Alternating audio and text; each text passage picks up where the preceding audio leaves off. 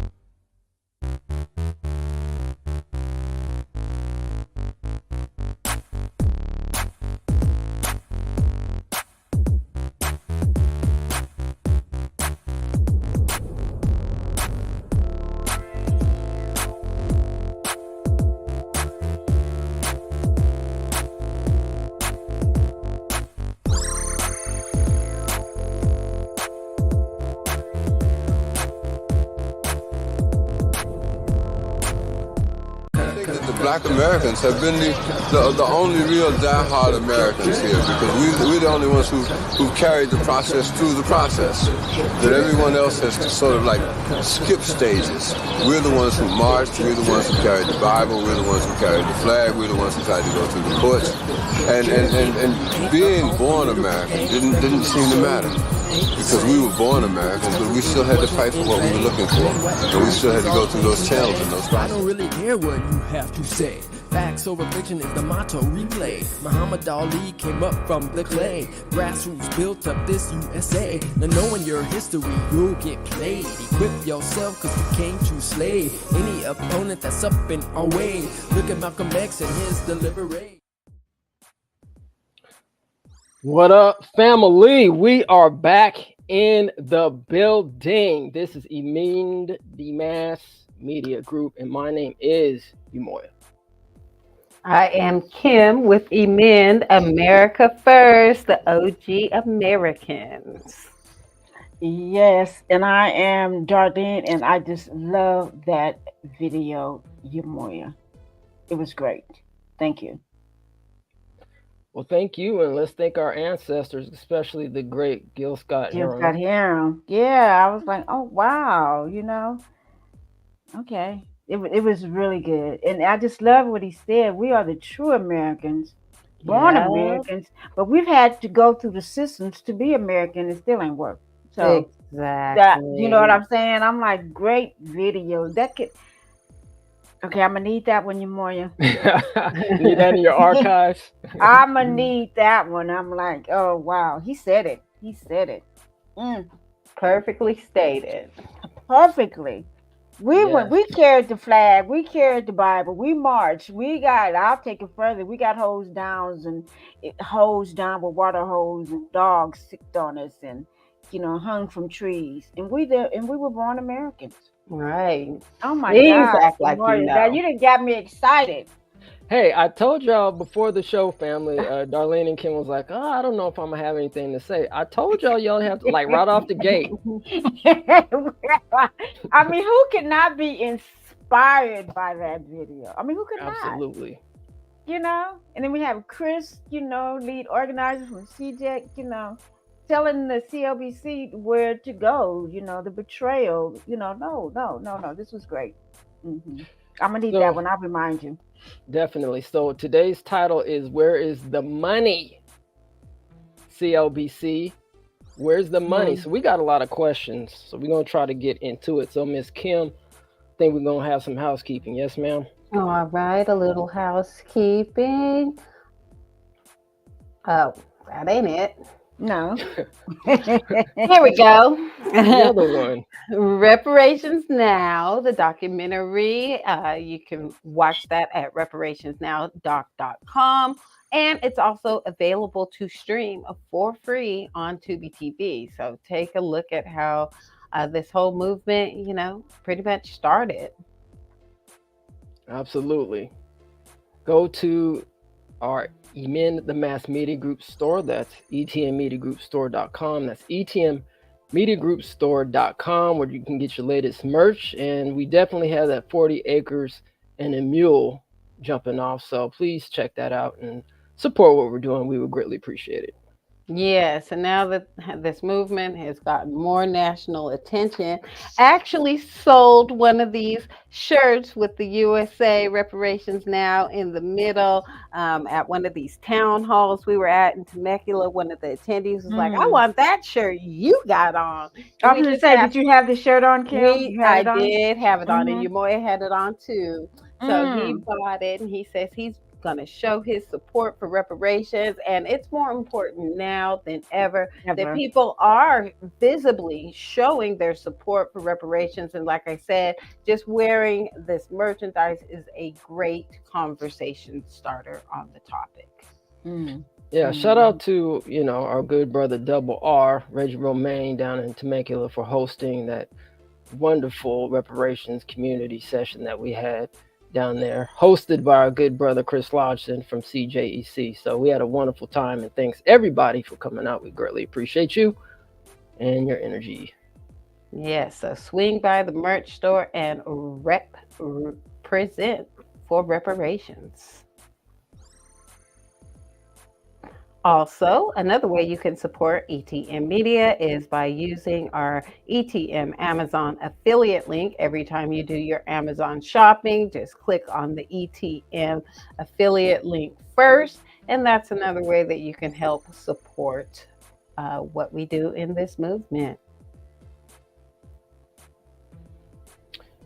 So we got to get back to this. We're definitely going to get to this, but the 1866 Reconstruction Treaties between the United States and Oklahoma tribes. And once again, shout out to our good sisters, Friday, Consummate Jones Muhammad, and as well as our good sister, Sharice Cryer, from holding it down. And they actually showed up as well to I was going to call it the White House, but it's not the White House.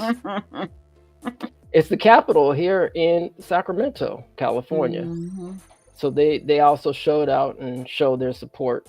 So greatly appreciate them. But yeah, we're going to get back to it. And as a matter of fact, we're actually going to talk about the indigenous tribes here as well later on in the show. All right. And if you wanted to touch on this, Darlene, because we will be back at it going into the 25 legislative session. So I don't think we can touch on this information too much. Yes. And as you know, for our bills to hit the governor's desk, we need 41 assembly members, 21 senators, and 1 governor to sign the bill. But as we will learn through this broadcast today, our 2 prominent bills, SB 1403 and SB 1331, did not even get introduced to the assembly floor to get that 41 votes, and that is the problem.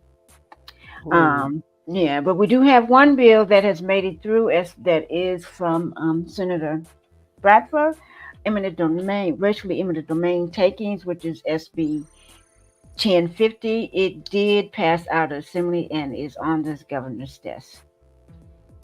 Correct. So we made it out with the 21 senator votes that we needed on all 3 bills, including Lola Smallwood Cuevas. She also voted on the bills on the Senate side. Yes, she did. But yeah, she's. And also let's talk about Assembly Member McKenna. She voted on the assembly side for the 2 bills, and even very much complimented Senator Bradford. So, where's the breakdown of communication? What happened? Exactly. Yeah. Mm-hmm. All right. Just so we can see who we're talking about here, the caucus members in question. Yep. Election season's coming up, everybody. But we do have a couple of members that won't be there. Of course, Senator Bradford, Senator Holden, and they're terming out, and Assembly Member Holden. Mm-hmm. and did I call him a senator? Okay. Yeah. Yeah, okay. And Assemblymember McCarthy, he is running for mayor, so he won't be back either. And don't forget about Reginald Sawyer, Oh even though yeah, I how know, can you yeah, I know? Yeah, know we want to. I know well, we yeah, want to. he's terming out as well. I that face. How could I? Mm, how could I Already, have already forgotten? forgotten, huh? Already Shirley? forgotten. What out of sight, out of mind. You know. All right. All Well, speaking right. of bills, I guess it's over that chart or that graph or that overlay. Kim, if you don't mind, clicking on that CLBC package. There you go.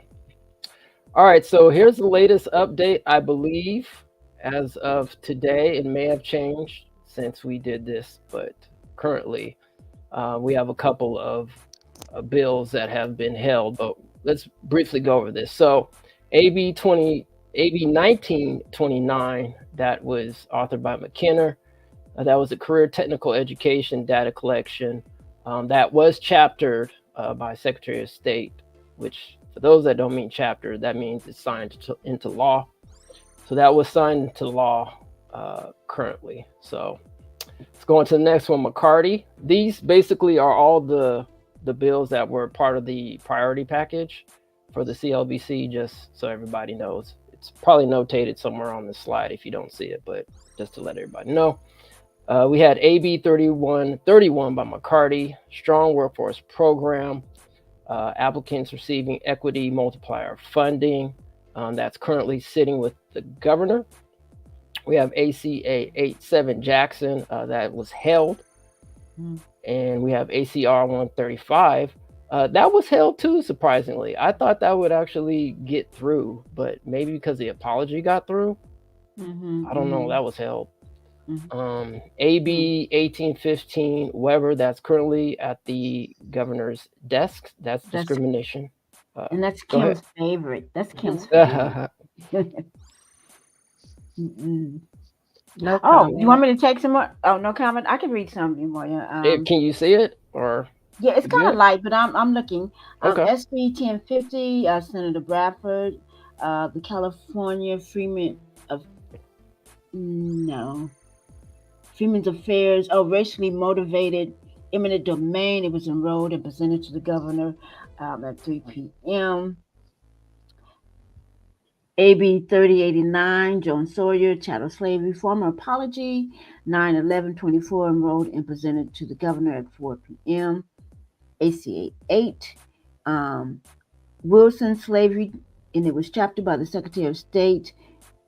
Resolution Chapter 133, status of 2024. It is now will be on your ballot as Prop 6 on November the 24th. We are asking everyone to vote yes. Yes on 6. Yes on 6.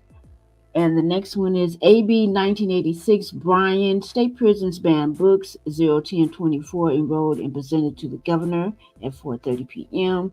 AB 2064, Joan Sawyer, Community Violence Interdiction Grant Program. It was held. Okay. AB 1975, BATA, Medicare, medically supported food and nutrition interventions, enrolled and presented to the governor. Okay, you want me to jump in? Yes. Please, Yes. you. All right. It looks like we have SB 1089, Smallwood Cuevas, food and prescription access, grocery and pharmacy closures, enrolled and presented to the governor, 3 p.m. AB 280, Holden, segregated confinement, ordered to inactive file at the request of Assembly Member Holden. AB 2862, Gibson, Department of Consumer Affairs, African American applicants in committee, set first hearing canceled at the request of author. All right. SB 1403, Bradford, California American Freedmen Affairs Agency, ordered to inactive file on request of Assembly Member Aguirre Curry. And let's see, Bradford SB 1331, the Fund for Reparations and Reparative Justice, ordered to inactive file on request of Assembly Member Aguirre Curry. So yeah, so as you can see, there were bills that were held. Some are on the governor's desk, and looks like 2 have already been chaptered. So yeah, so that's the current status. Unfortunately, as we go through, the ones that we were focusing on and following were held for nefarious means. But anyway, we'll get into that as we go on. Some others may not say that, but yeah. Well, the AB 1975 by Bonta and the SB 1089 by Smallwood Kravitz is just hilarious to me. I mean, to me, I'm putting it in the same vein as the Crown Act, because what is this doing for descendants, particularly of those, nothing, and even Bonta, she has a flyer for AB 1975, and this is supposed to be part of the CLBC's reparations package, and she's surrounded by non-descendants of U.S. chattel slavery. So, I found that very offensive. Number one, right. There's no descendant language, so it's for everybody, right? It's for everybody, and how, you don't even use a picture of us, not even one. Right. So. Exactly. Yeah. All right. So, Kim, if we can go to the next 2 slides, just highlight these real quick. So, we just want to take you back a little bit. So, as these bills were moving through the legislature, there were a couple of articles. If you have a chance, I highly suggest you check these out. But one was titled "California Democrats to Spend Millions on Black Reparations Programs in Budget Agreement." So this was the first time. Kim, if you don't mind going to the next slide, please. And that was dated June 23rd. Okay. Yeah. That's the first time we heard of this $12 million. So, and then an article later after that came out when they, in addition to that, so they did speak about these the $12 million that was supposed to go towards, reparations efforts here. Specifically, the enactment of the Freedmen Affairs Agency, which we know did not get voted on the assembly floor. Absolutely.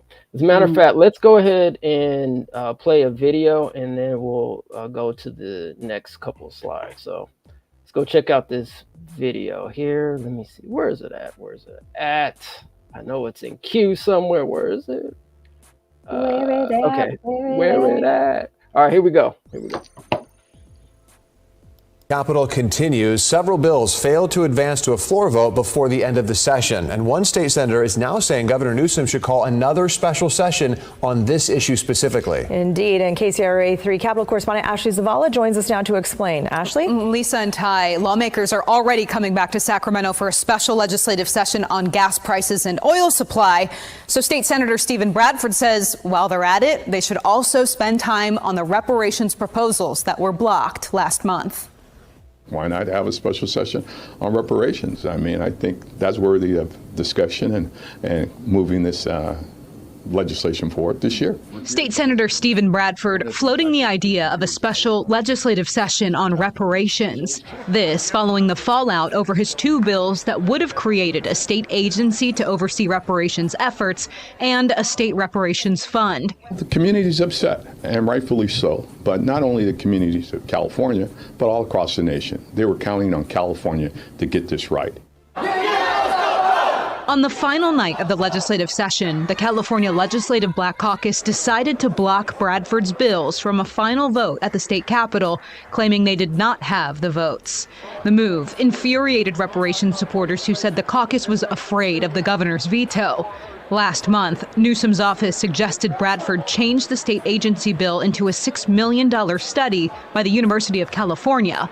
Bradford refused. I didn't talk directly to anyone about those 2 bills. Governor Gavin Newsom last week would not say exactly what happened with the specific proposals, but he criticized the reaction from reparations supporters and their treatment of the leader of the Black Caucus, Assemblymember Lori Wilson, who was doxxed online. She did not deserve to be attacked like she was attacked. Members of the Black Caucus did not deserve to be attacked and their integrity impugned. That was disgraceful. Our ancestors have to be greatly disappointed in the fact that we've been waiting 160 plus years for reparations, and it was right here in our hands, and we dropped the ball. They dropped the ball. How dare Governor Newsom chastising us like we're children, like it wasn't our democratic right to be able to be upset and protest. How dare you, Governor? Right. And but he also said that the CLBC's integrity didn't deserve to be attacked. Yes, it did. Yes, it did. Yes, it did. Right. We found out that we don't have representation that's, going to push the issues that the community, and they lied. Straight up lied. So their integrity should be questioned. Yes. And I didn't dox nobody, and I know y'all didn't either. No, we don't have control of the social media, but we know here at CJEC and ETM, we don't have to do that. This is a political war, nothing else. We don't have to attack your being, don't have to call you names online and, get out your personal information, threaten you. No, it was not the Coalition for Just and Equitable California. No. Absolutely not. So let's go over the next couple of slides, and just want to point a couple things out here since we're talking about budgets. So as a matter of fact, Kim, let's go to the next two slides. I want to actually, and then go back to this one. So our good brother Antonio Ray Harvey, who's works for California Black Media, right, Kim? Yes. Is that right? Okay. Mm-hmm. So he's done a great job, and I believe, hopefully he can clarify, but I believe he was able to come across some documents, which, as you can see on the screen, I believe it was through the governor's office, or at least through the head of the finance department, that wanted to make some updated amendments to SB 1403, the California American Freedmen Affairs Agency. And as you can see on the screen, basically they just wanted to wipe out all of the This is a gut and amend. This isn't proposed amendments. This is a gut and amend. They just basically took everything out and put something different in. But Kim, when you say gut and amend, although I'm not upset with that saying that, but when you gut and amend, it means that you would have to have a different number, a different bill number, if I'm not mistaken. So this is just total amendments, because when you gut and amend is what happened to SB 490. Okay, well they still gutted it. Yeah, they but that's what I'm saying. But it's, when we say gut and amend, that has a different kind of purpose. We got and amended actually twice, because Senator Bradford used a bill from John Sawyer to extend the task force here, and I don't remember exactly what it was. That's what I have to research it, but my understanding of gut and amend is you just gut the entire bill and put something in new. So now we know the first time when John Sawyer tried to push through the extension of the task force, that was one bill number, and then Bradford reintroduced it. It wasn't introduced at as 490, and then he gutted that bill to create the agency. I'd have to go back and check. Because each time that happened, we received a new bill number. That's my part. That's what I'm understanding. It becomes a new bill number. So yes, your investigative journalism on this topic would be I still have to go. And then, but then with this was on the floor. They're making last minute amendments to get it through. So it's different. But then to me, if we know what we know, last minute amendments, but wouldn't it have to go back to the Senate, because the Senate floor voted on SB 1403 as it was amended back in whenever the second version. So they voted on that. So wouldn't they have to send it back to the Senate floor? They're just wasting time. Yeah, from concurrence and all other stuff. Yeah. They'd have to send it back because they didn't. The Senate didn't vote on this. I mean, it didn't get drafted, denied it anyway. But the Senate didn't vote on this. They voted on the two SB 1403 with the analysis that was in place, with the two offices, with the hiring of the vetted secretary. That's the one that Lola Smallwood voted yes on. Yeah. So where she had a change of heart, I don't know. Yeah. So I'm just saying. So Kim, thank you for that investigating that you're going to do, and you come get back to us and let us know. Yes. Mm-hmm. All right. So if we can go to the next two slides provided by Antonio Harvey. So this just shows you the Senate bill and just, them making their suggestions and updates. And then if you want to go to the next one. So this is the part where they suggested that the bill would require the Director of Finance to allocate $6 million to CSU, California State University, and then in conduct research and furtherance of the recommendations of the task force, thereby making an appropriation, and would authorize the California State University to partner with other universities or nonprofit institutions and further of the bill's provisions. Okay. So that they suggested in this case, as I'm sure people who've been following what's been going on out here, suggested to give this $12 million, obviously, to the $6 million to the California State University.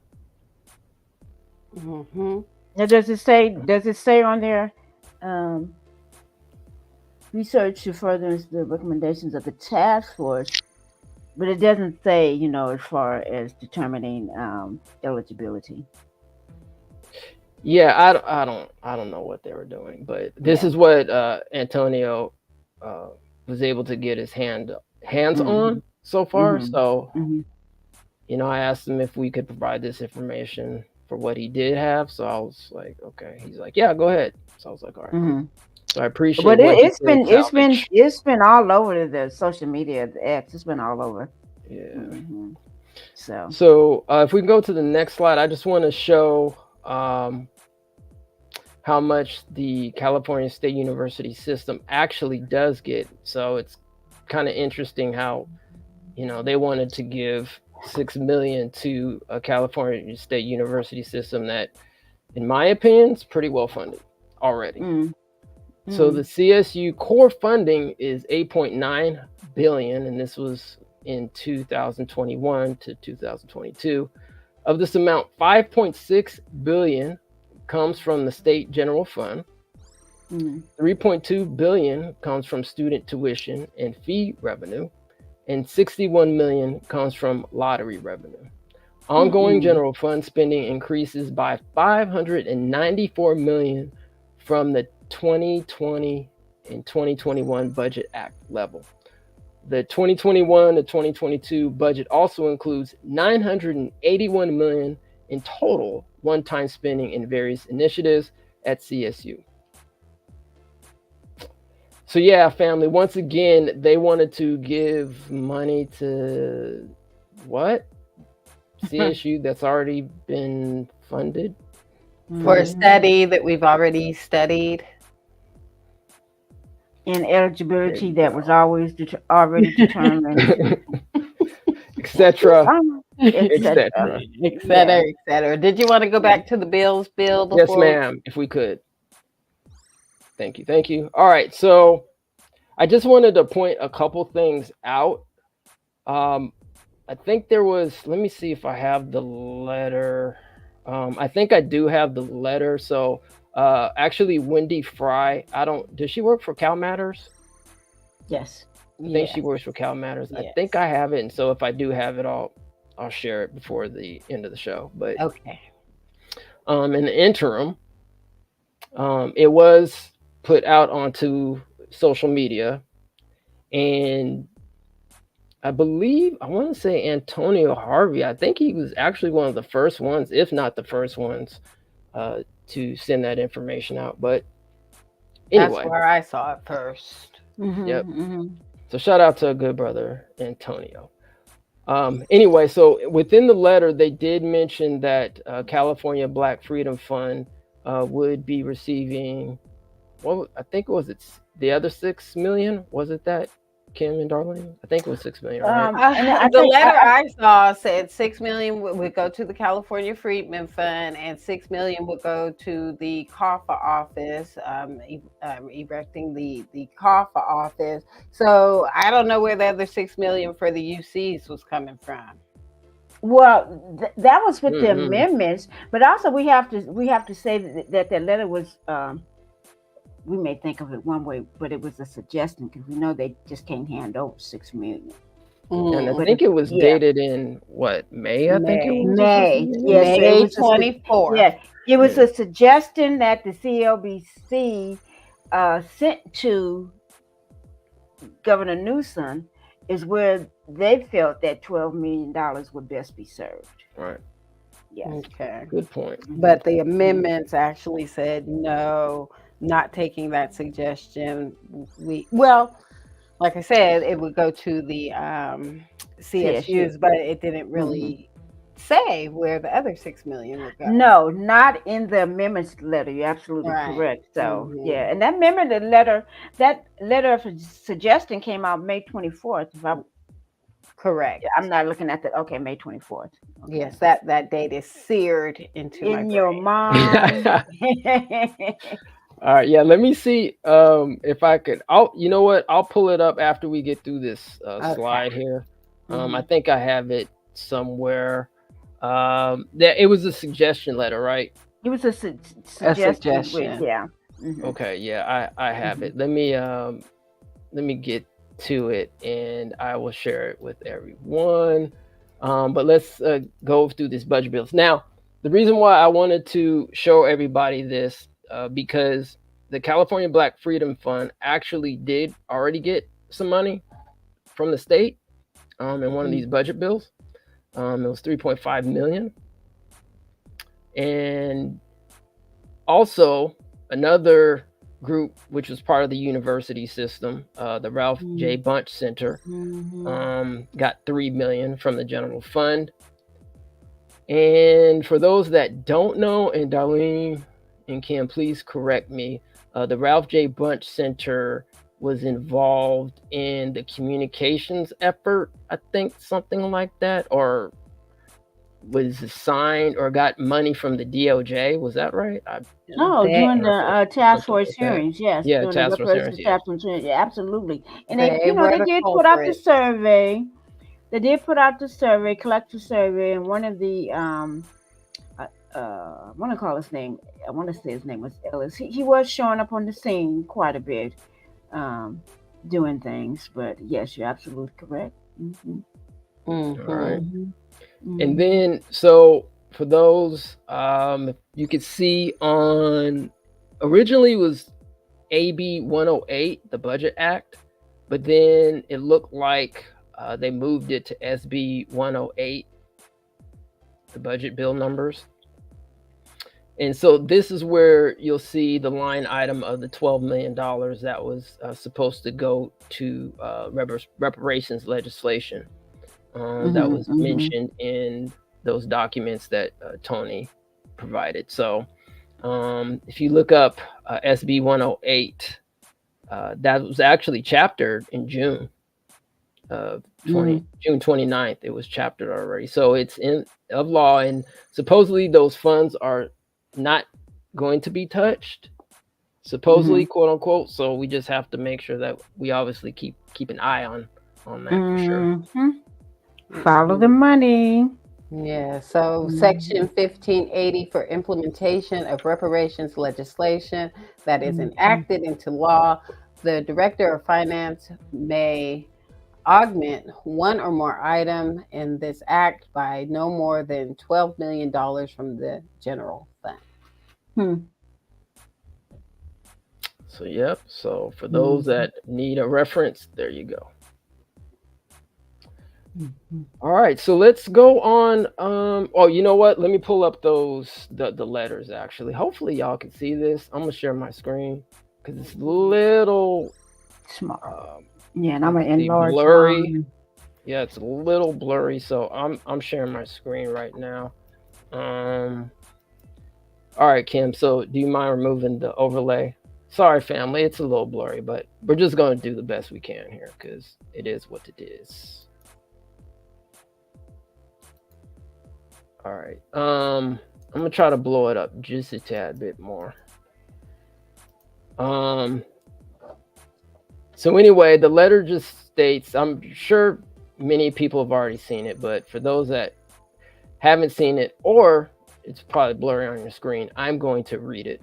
It says, dated May 24th, 2024, California Legislative Black Caucus, 2024 Legislative and Budget Priorities. We extend our gratitude for your continued commitment to the California Legislative Black Caucus. Our priorities exemplify the objectives of CLBC, which promotes economic security, educational equality, equity, health, and social justice for African Americans in the state of California. Nothing is mentioned in terms of cash reparations, but I guess economic security is what they might mean, question mark. We recognize the challenges imposed by the budget deficit and the difficult decisions that still lay ahead.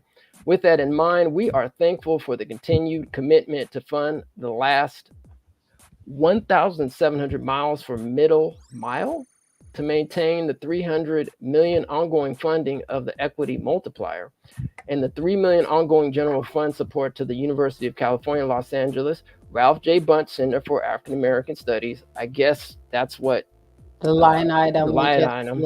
Yeah. Which, by the way, that's all coincidence, family. Like that's all coincidence.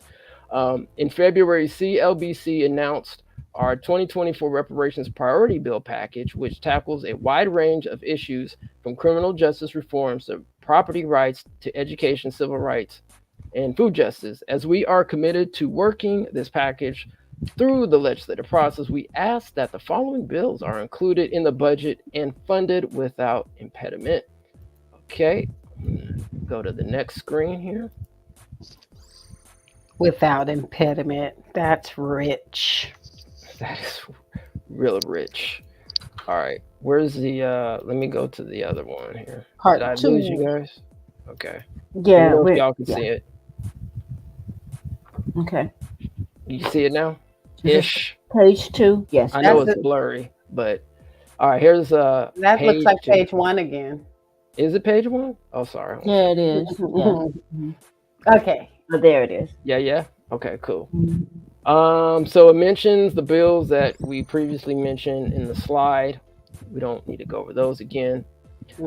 Further, we are submitting a budget request for a total of $12 million to lay a solid foundation for implementing the recommendations outlined in the Historic Reparations Task Force report. Specifically, we are requesting $6 million in accordance with the passing of Senate Bill 1403, which would establish the California American Freedmen Affairs Agency. This agency is crucial for executing, the task force recommendations and represents a significant initial step in the progression of reparations within our state. SB 1403 has recently been incorporated.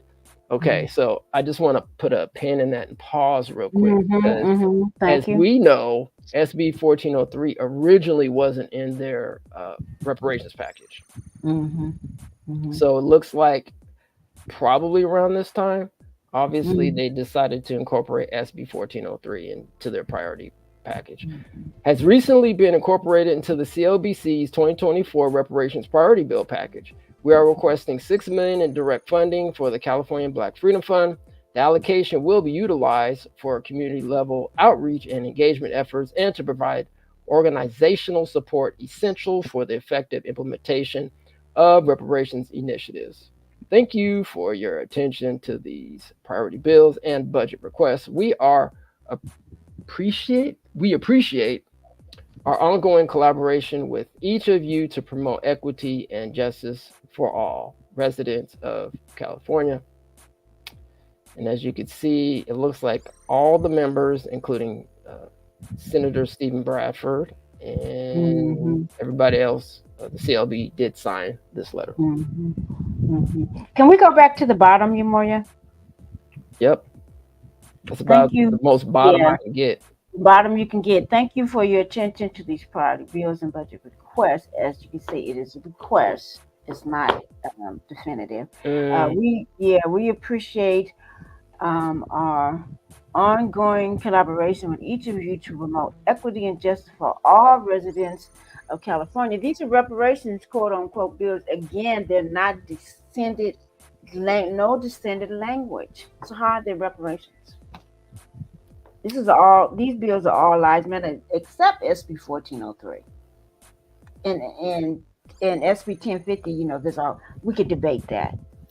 Yeah, good point. Yeah. So, all right, Kim, do you want to put back up the other? I guess the last slide we were at was the CSU funding. I think it was. Let's see. I think that's where we're at. Okay, cool. I'm gonna stop sharing my screen there. Okay, so I think I have a video where let me see if I could pull it up. Do I have it? Hopefully. Oh no, I don't have it. So anyway, there was a video that Mark, do you guys remember his last name from the California Black Freedom Fund? Filbert or something like that. Filbert. Yeah, something like that. Close enough. Anyway, but if you have a chance, go onto our channel and you can see the community listening session or community session, reparation session that we had here in Sacramento. Once again, hosted by American Redress Coalition in California, ARCC, and CJEC. That was in Sacramento. And our good brother Chris actually questioned Mark, like, hey, did you guys know about the letter and so forth? And yeah, you know what? Let me see here. I'm gonna run this video. It may be it may not. So hold on, family. Let's see if this one's it. It'll be a surprise. It'll be, yes, it will be. Hold on a second. So what are you changing? You said something was wrong. What are they changing to make it better for next time? So what needs to be changed? So there is in the bill, there's a piece in the bill that gives power over all the departments. They were concerned about that, right? And there's cost to the bill. So we got to reduce the cost to the developing an agency. Question? Okay, so it looks like that wasn't it, but that was Simeon, who I believe he was Corey Jackson's chief analyst. No, he was legislative staffer director or something like that. Yeah, his staffer or something. I believe. Anyway. But even the audacity, we have to do something to decrease the cost. Right, and that was an important video too. I don't know why you didn't finish playing it, but he's talking about the oversight, how they said that oversight of other agencies was the problem, really, is what he said. Yeah, exactly. As a matter of fact, Kim, can you go to, and then we'll jump back to the next slide, SB 1403. Okay. I think there's language in there. Okay, so, all right, so there's two line items that I'd like to note here. It's section 16001A. It says the California American Freedmen Affairs Agency is hereby established in state government. The agency shall be under the direct control of a secretary who shall be responsible to the governor. All right.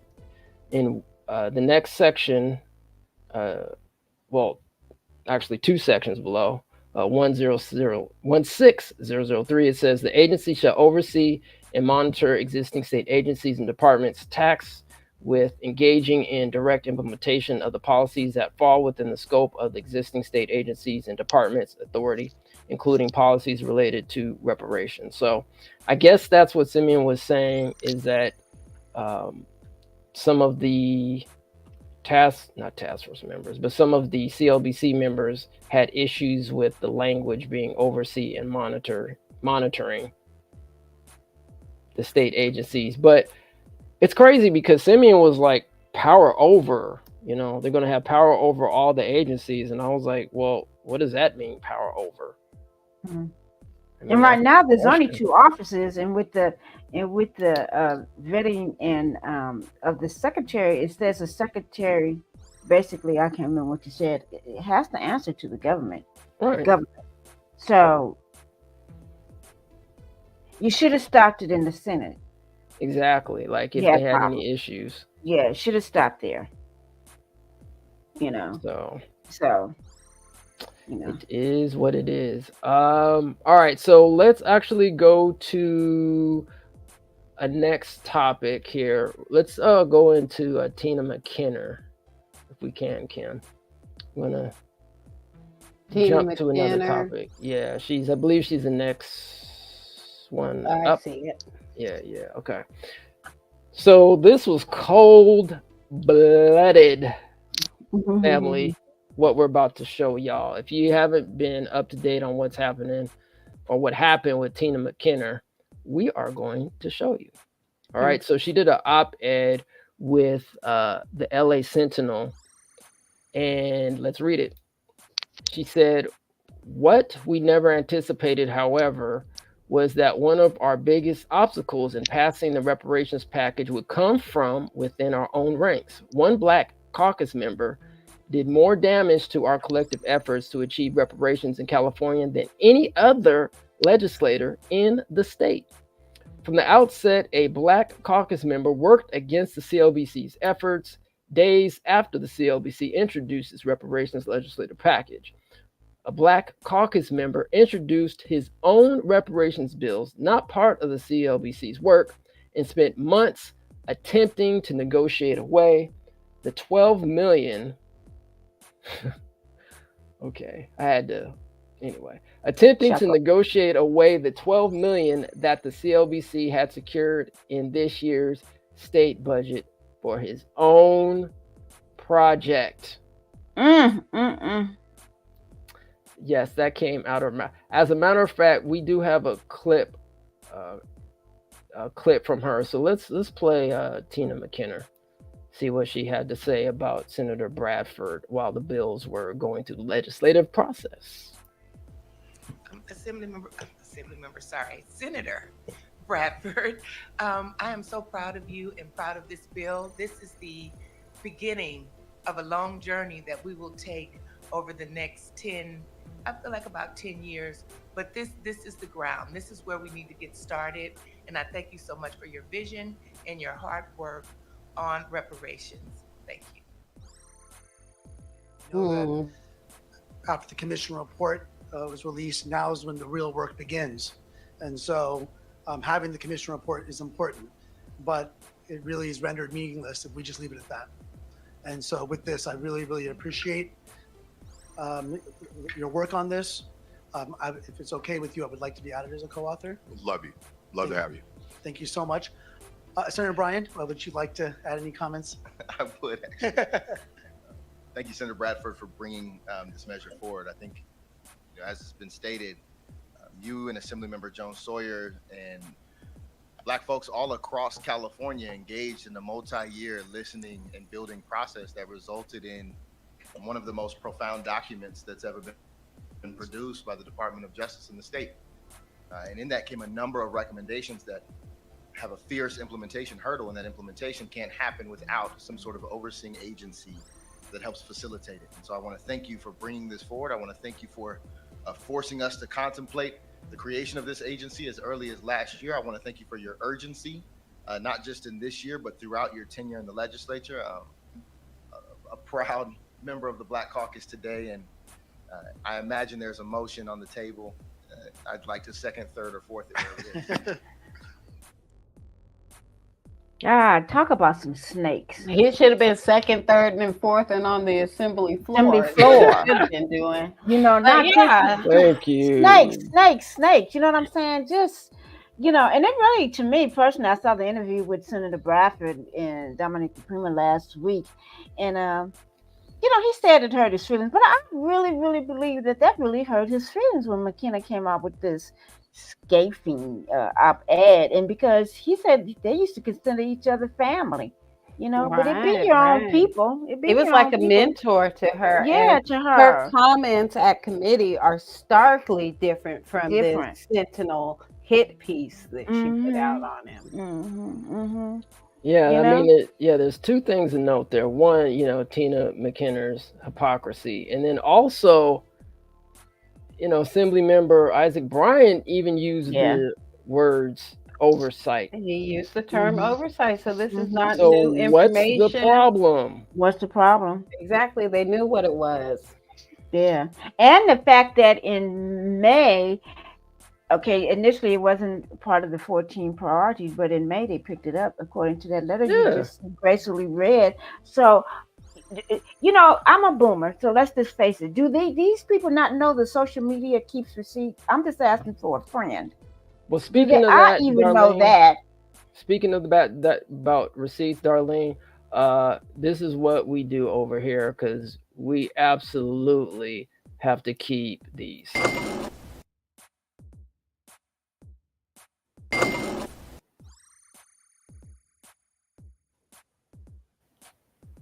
So yeah, so we definitely have to keep receipts. You have to keep them. It's just, how do that not know that people have this information on them? And the fact, I may be getting a little ahead of myself, but somebody that wasn't going to talk today. If it was going to fail, it should have failed August 15th, 2024, and not passed out of appropriations. That's when it should have been stopped. Now they talking about money, and it should have stopped there. We can live with that. We can live with that. But this, I mean, I mean, look, it is what it is, and it's unfortunate, but somebody's got to take some accountability for this. There's just nothing to say outside of that. But let's actually listen to Senator Stephen Bradford, see how he felt about Tina McKenna. And this was from, as you mentioned, Darlene, from why am I forgetting her name? Dominic DePrima in her show. Her show. So let's shout out to Dominic. Wasn't that just Friday, Umoya? It was Friday, wasn't it? No. Probably. I know it was, something. Yeah, it was Friday. All right, here we go. One of the conversations that I had on this show with Senator Lola Smallwood Cuevas, she did not concede that it was just politics or infighting or one member, as Assemblymember McKenna said. She said that it had to do, and I've heard this also repeated, with oversight, that there wasn't, that the bills took the oversight out of the hands of the legislature, and she had some other concerns, I think monetary, that she said were the real reasons the bills didn't go forward. I find that odd because, again, these were the same bills that they endorsed in May, and if there was oversight concerns in August, they should have been the same oversight concerns in May because the bills were not amended. So where did these oversight concerns come from in the last 4 months? I mean, again, the bills were not amended. So these are the bills in their original form that they endorsed in May that was on the floor to be taken up. So where did these oversight concerns arise from? That should have been discussed in May if those were concerns. And Cherise Cryer makes an interesting point that there's no oversight if funds are moved to nonprofits. I mean, we don't know for sure, but there's no mechanism in place for that at this point. Do you have any response to the op-ed that Assemblymember Tina McKenna placed in the LA Sentinel? She doesn't name any names, but it certainly sounds like she's talking about you. Well, it was a gut punch, and I've never been blindsided by anything like that before in my life, so I will just leave it at that. I mean, basically, she says one legislator stood in the way of these two bills, and in the way of reparations in general. But weren't you like a mentor to her? She worked for me. We've been friends. She, up until a few weeks ago, said we were family. I mean, and so it was surprising. It was disappointing, but you move on. Hurtful. Oh well, it's beyond hurtful. I mean, like I say, it was a gut punch. So you pick yourself up and keep moving. Yeah, I meant to actually play the last one after that, but hey, we're moving with the flow of things. So yeah. So yeah, in that interview, obviously, he mentioned, Assemblywoman Tina McKenna and her accusations about, well, didn't mention him specifically, as Dominique DePrima said, but we can guess who she was talking about for sure. Let's see. I think we're pretty close here. Kim, can you pull up the next? We already did SB 1403. Can you pull up? I think it's Bill's author. Yeah. So, I wanted to bring this to everyone's attention. Just because I was here, we bring receipts. So as we segue into the next section, when we're going to be talking about what happened with the inactive file, or at least what we think what happened with these two bills when they got put to inactive file. So as you can see, SB 1331, which is the fund, or was the fund, for reparations and reparative justice, was introduced by Senator Bradford, as well as SB 1403, the California American Freedmen Affairs Agency. That also was introduced by Senator Bradford and then later co-authored by Wahab, Smallwood Cuevas, Cortez, those senators, and looks like all the other COBC members as well co-authored that bill. So I just want to mention that, because on the next slide, if you can go to the next one, please. Thank you.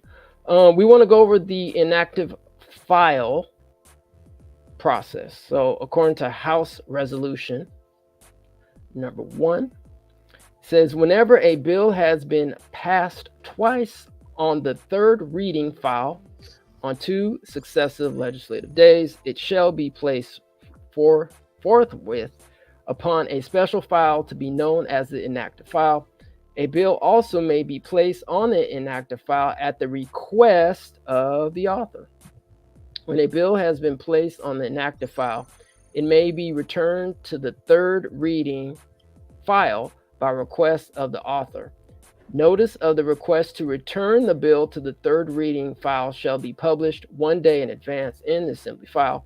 The bill, when returned to the third reading file, shall then be placed at the foot of the third reading file. When a bill placed on the inactive file from the second reading file or the unfinished business file is removed from the inactive file, it shall be returned to the foot of the second reading file or the unfinished business file, respectively, in the next published daily file. So in layman's terms, basically, that means that the author should be requesting the bill to be moved to the inactive file if it's in, I believe, in the third reading. I think that's what it said. So let's see here. I think we have a clip from actually Senator Bradford mentioning that on the show. Before we actually do that, let me just read some history on this. So it says, order to inactive file on request of Assembly Member Aquiar Curry, and also for SB 1403, the California Freedmen Affairs Agency, the CAFA office, that was actually ordered to inactive file as well on August 31st.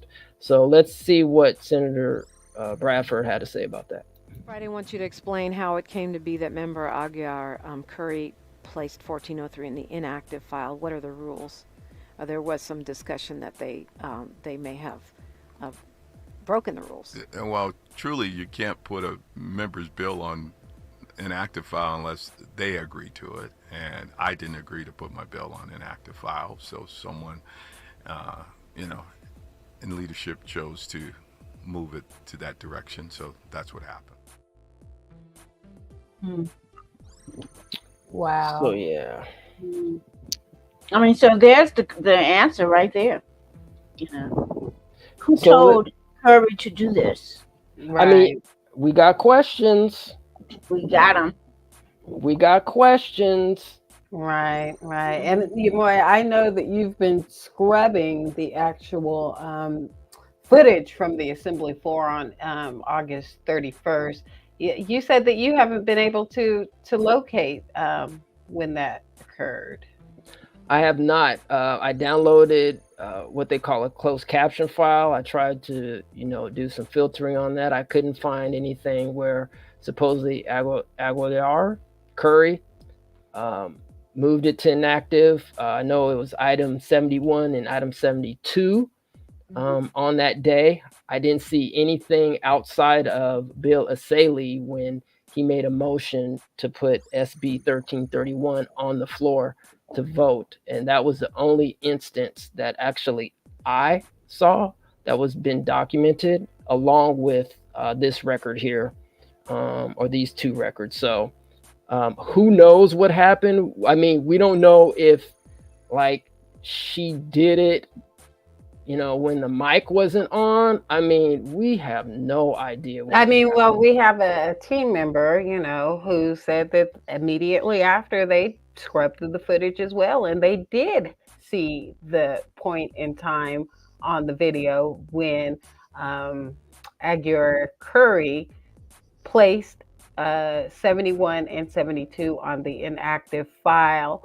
So, I mean, anybody out there listening, if you want to go back to the state and kind of help us do this needle in a haystack hunt for when it was taken or put on the inactive file, because it doesn't seem to exist anymore. Well, okay, I get that, and that's going to be very helpful, but we have it right here in black and white. I'm sorry, darling, we couldn't hear you. Can you say that again?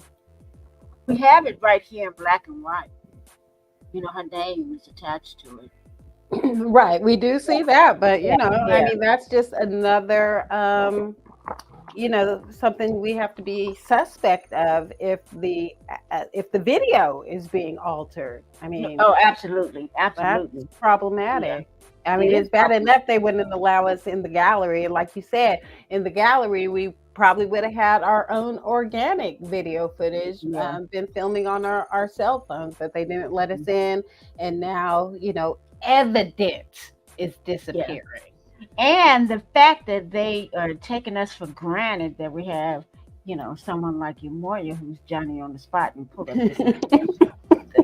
Yeah, you know what I'm saying? Yeah, I was making it shiny. Yeah, I couldn't find but nothing. You have this. So did they play around with the that video? Right? Did they? How do you not have it shown on the video, but you have it here on your record? I mean, and it might be there, right? But I've been in this media game for a very long time, and I'm not saying that I'm perfect because I miss stuff. So somebody out there might actually find it and be like, "Oh yeah, you missed it here," and be like, "Oh, okay, there it is." So if y'all out there, you might scrub through it and you find it, please let us know. But as far as I see, it's not on the closed caption file, which they document all that stuff. It's not on there. And yeah, they may have scrubbed it or they may not have. I don't know, but I haven't found it yet. Right. But I'm sorry, go ahead, Kim. No, I was just going to say, and muting the mics like that was also shady activity. I mean, I went through the file and they literally muted the mics. I mean, there's like big gaps in there too, like huge gaps of silence in there. So we have no idea what was happening in between that time. I mean, who knows, family. But I do want to play two videos here. One is regarding Aguiar Curry when an author decides to put a video into inactive status. So this is just an example. And then I'll play another video where Bill Asaley actually tries to bring up SB 1331. So let's go. Without objection, such shall be the order. Please move item 8, AB 2465, Gibson, to the inactive file at the request of the author. Clerk will note. All right, so as you can see there, she literally says the author's name, right? Put it in inactive. So we saw that. Okay. I didn't see that for SB 1331 and 1403, but supposedly it's in there somewhere. But let's go to Bill Asaley, and when he tries to bring up 1331. Here we go. Assemblymember Asaley, for what purpose do you rise? Madam Speaker, I ask that we take up file item 71, SB 1331.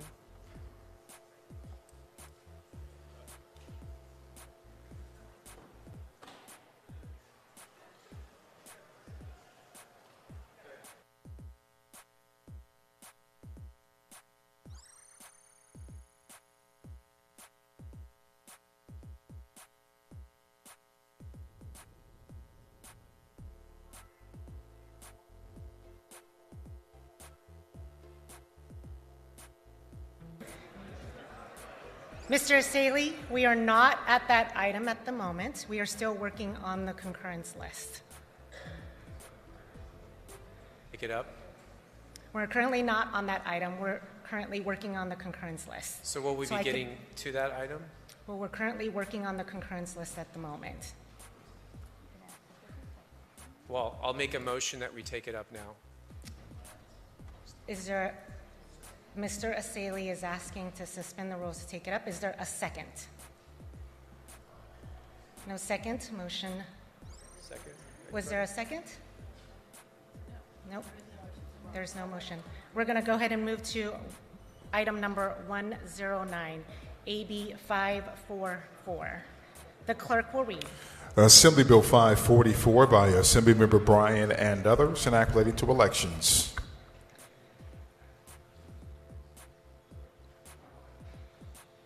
Assemblymember Bryan, you may open. This bill protects voting rights. I respectfully ask for an aye vote. Seeing no others wishing to speak, the clerk will open the roll. All those vote who desire to vote. All those vote who desire to vote. All those vote who desire to vote.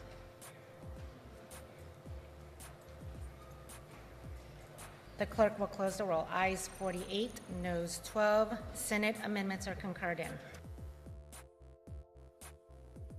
Wow, it got so quiet after he brought up 1331. That was them muting mics. Yes, yes. You could tell the mics had. You could tell the mics would definitely have been muted for a minute. You could tell that. And Well, then, I mean, the clip's actually longer than that. I just had to cut it down, for purposes of the show. Yeah. But what I wanted to point out there, and the reason why I didn't cut it shorter, is you notice that McKenna approached She did.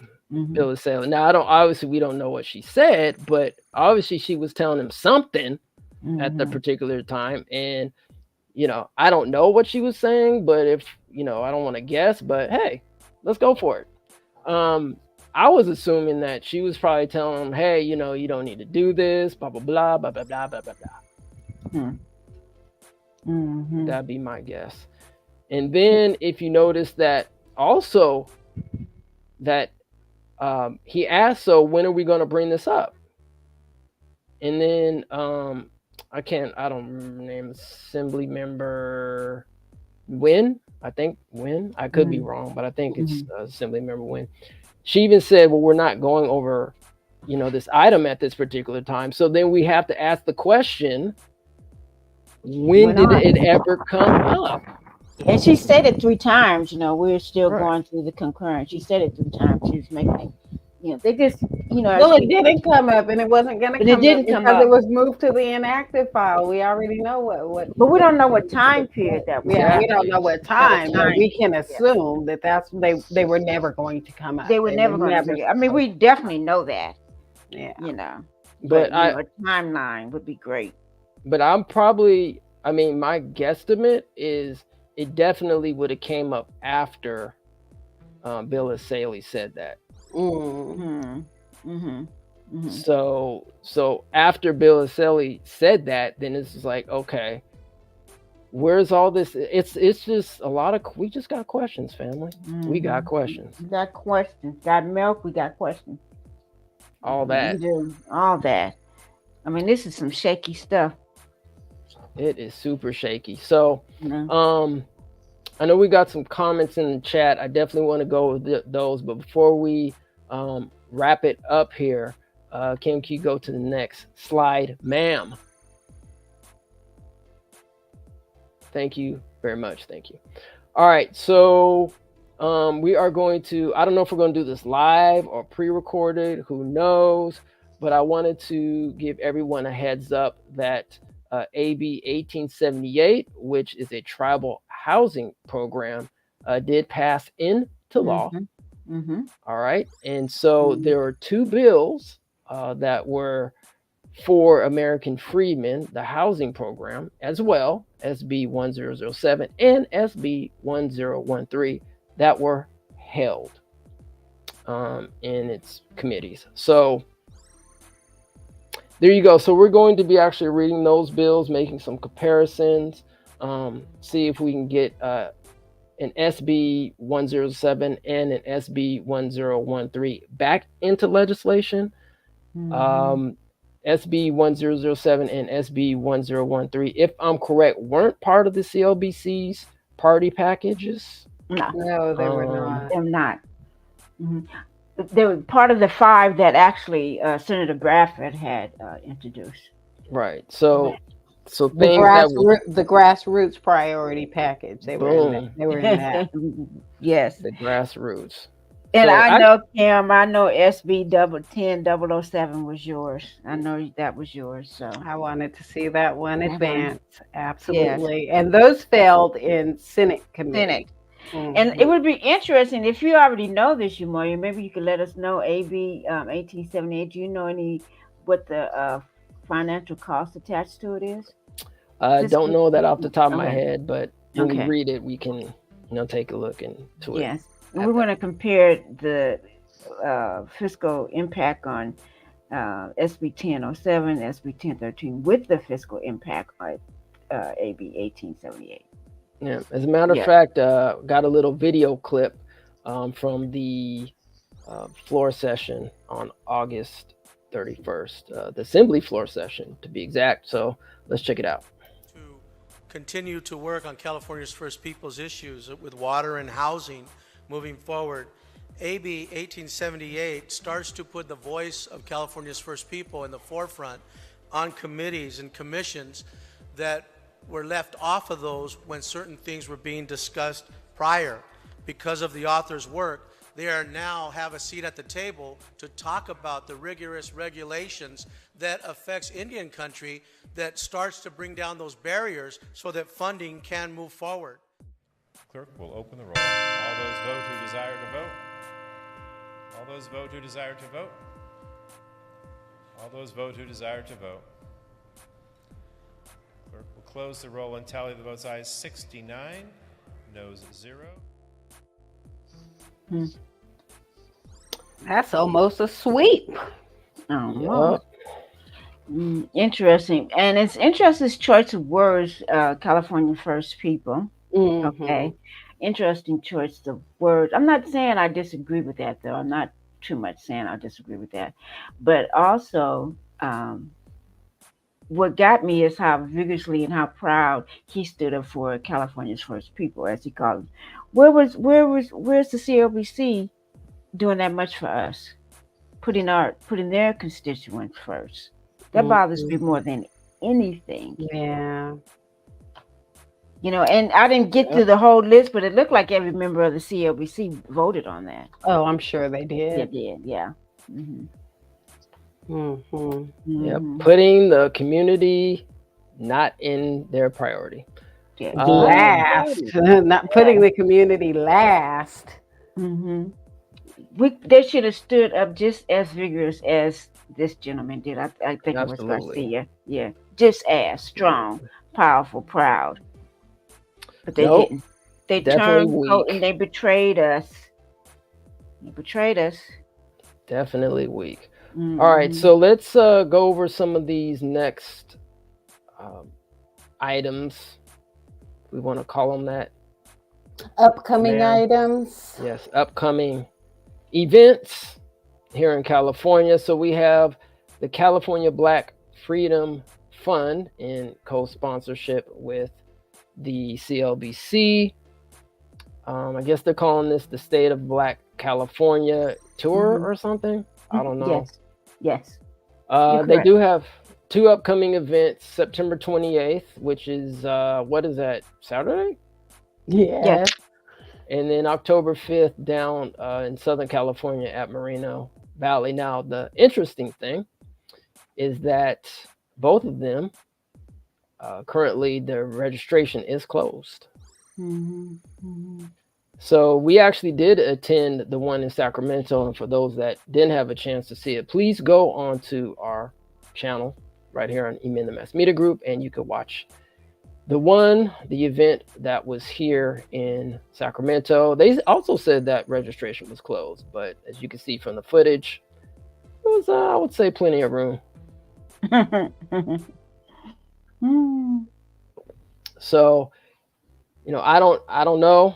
I'm not going to say to go or not to go for these next 2 events in Oakland or Moreno Valley, but that's your choice.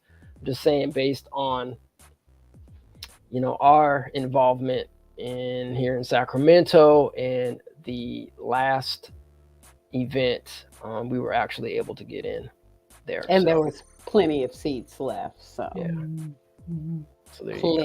You go. All right. Shall we go to the next one? Thank you. All right. Actually, Darlene, do you want to take this one? Well, as taking the lead from the lead from Sacramento, Oakland, Bay Area, we'll be having a California Legislative Black Caucus members blocked reparations bills at the Capitol Town Hall meeting this coming Sunday, September 29th, from 2 to 5 p.m. at the Defemery Reparations Center, 1651 Adeline Street, 94607.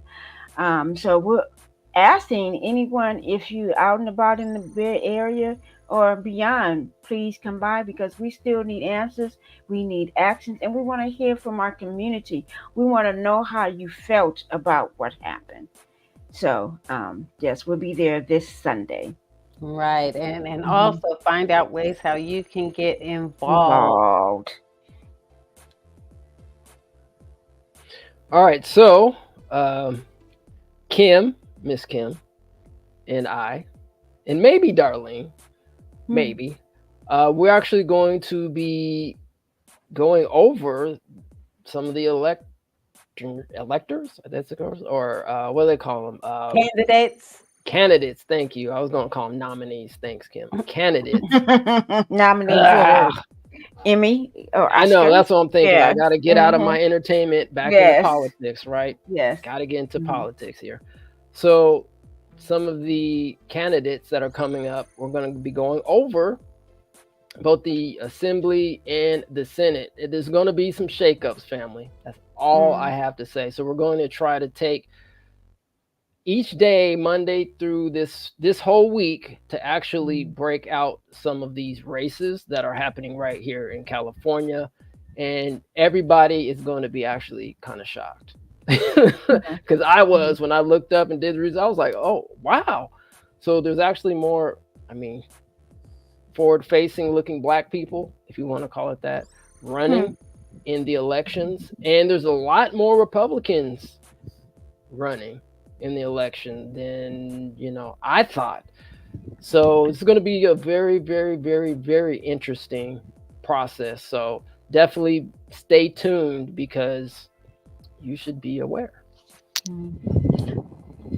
And can we just before we go to the voter registration, I'm sorry, I should have been a little bit more diligent and sent it to you, but CJ is holding another virtual new volunteer membership on October the 2nd at 6:30, I believe. It is virtual. If you come down to Oakland and you like what you hear, you get motivated, and you want to go into action yourself, please sign up October the 2nd. We'll have more information in person there as well about the virtual event. All right.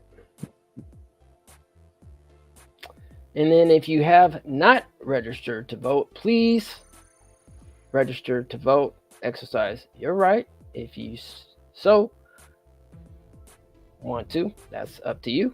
But we do highly suggest that you do. So if you haven't registered to vote, you can actually look at the process. We do have a video that we did here on Email the Mass Media Group, so you can watch that video or go to the description. I believe it's on the California Secretary of State's website as well. The last deadline is October 21st, 2024 to register to vote. And the general election is November 5th. So please get out to the polls and vote. Did you see any information on early registration in putting this together? I believe it starts on October 7th.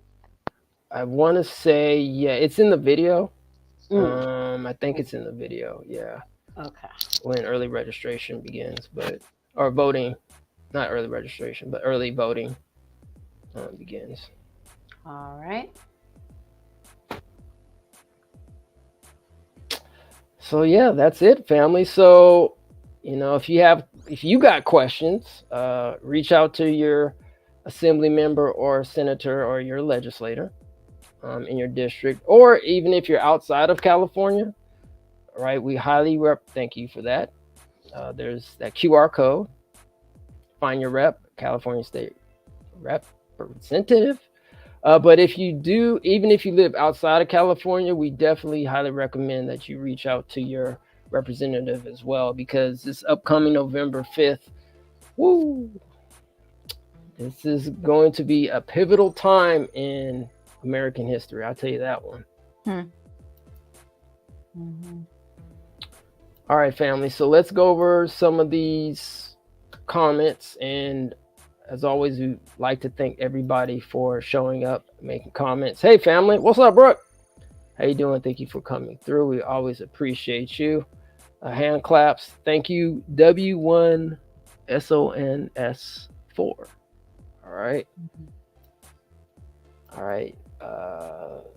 Just asking for a friend. Okay, just going through some stuff. Okay, though, but what are we willing to do about it? I'm not too exactly sure what that question is. Probably about the undermining from our elected officials, I would assume. What are we going to do about it? I mean, like I said, the election's coming up, so use your vote wisely. Wisely. We voted them in. We can vote them out. So could get somebody out the paint. Yes. California citizens can file charges of treason against all those CLBC members and get them repatriated, deported. I mean, the sad part about it is, they're also descendants. So for them to undermine the descendant community, it couldn't be me. There is just no way I would take the responsibility for undermining a historic reparations movement. Governor Gavin Newsom would have had to veto it. He would have had to veto it. I mean, they just carried the water. That's all. Exactly. Hey, everyone. How are you, Carolyn? We are doing wonderful. How are you doing? Yes, we are. Thank you for asking. All right. Some chick named The Star, I think. Thank you for coming through. Appreciate you. Peace, family. What's up? As Axe.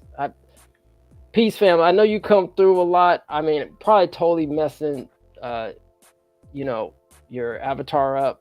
Ease Axe, I'm assuming that's it. Hope you're doing well. Appreciate you. The small hats. Are y'all supporting that? I'm not exactly too sure what. Their registration is closed. They're really running and hiding. Traitors. Well, there's no argument for me there. The contestants. The contestants are. All right. We gotta vote them off the island. Vote the contestants off the island.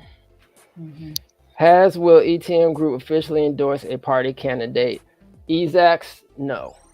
We don't. That's not our platform. We're purely informational. That's up to you who you want to endorse, a party and candidate. But now, personally, we might have our own personal choices, but as far as even the mass media group is concerned, no. Let's see. Peace to you too. All right, family. Woo! Man, I know we try to get out of here in an hour. I mean, we really do. We really try, but that just doesn't happen. So thank you for spending some of your Sunday afternoon with us. And, I just hope everybody elects to get involved this upcoming legislative session and, keeps pushing. Not only this one, but beyond, because we want the CLBC to know that we have a very long memory. Right. We won't forget. Never forget. No, we won't forget the betrayal. Yeah, it was definitely a betrayal. And, as you can see on the screen, where's that money? Where's the money? That's what we want to know. Where y'all cutting that check? When we gonna get that check? When are we gonna get our land? That's what we need. Our housing. This is what we're talking about. When are we gonna be made whole again? But just like Sharice said, I mean, I had said the same thing. When on the Dominique DePrima show, it says that you give monies to nonprofit. 99.9. There's no transparency. We don't know what happens to money. Right. So, it cannot go to a nonprofit. No. Sounds good to me. Well, Kim and Darlene, do you have anything else for today before we wrap it up? Great show. Yeah, good show, good information. And Yeah, like I said, excellent. I just want everybody to get involved, stay informed, get engaged, and get active. Absolutely. And that's why we do these shows, right? We do it because we want everyone to get the information, take the information, and utilize it for your own purposes. If there's something that we overlooked or missed, please let us know. This is a community media source for everybody. So that's why we want everybody to get engaged. We try to give everybody as much information as we can. But once again, we do like the feedback. So please like, share, and subscribe as well to this channel. And I think that's a wrap, family. So on that note, we're going to let our good ancestor, Gil Scott Heron, once again, take us out. And we will be back maybe tomorrow. I don't know. We might be going live or not, but you'll be definitely hearing from us throughout the week. So everybody have a wonderful Sunday. Once again, you take care of yourself. Make sure you detox. I know sometimes the society can be quite stressful, but just enjoy life, enjoy yourself, enjoy your family while we're here, because we never know and we're never promised tomorrow. So on that note, family, love and light, peace, and lineage-based reparations. Reparations. All right, we out.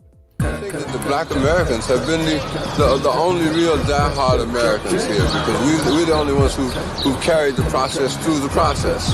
That everyone else has to sort of like skip stages.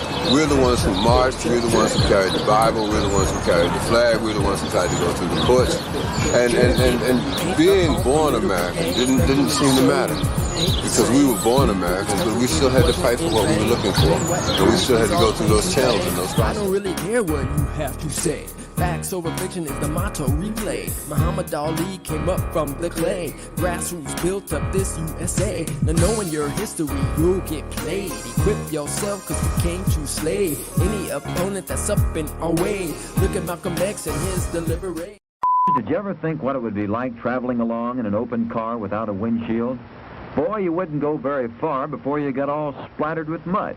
And you'd have to keep your eyes closed so as not to be blinded by the dust. Well, when you're traveling along in Life Rangers, common sense acts as a pretty important windshield. It lets you see where you're going. I am the greatest.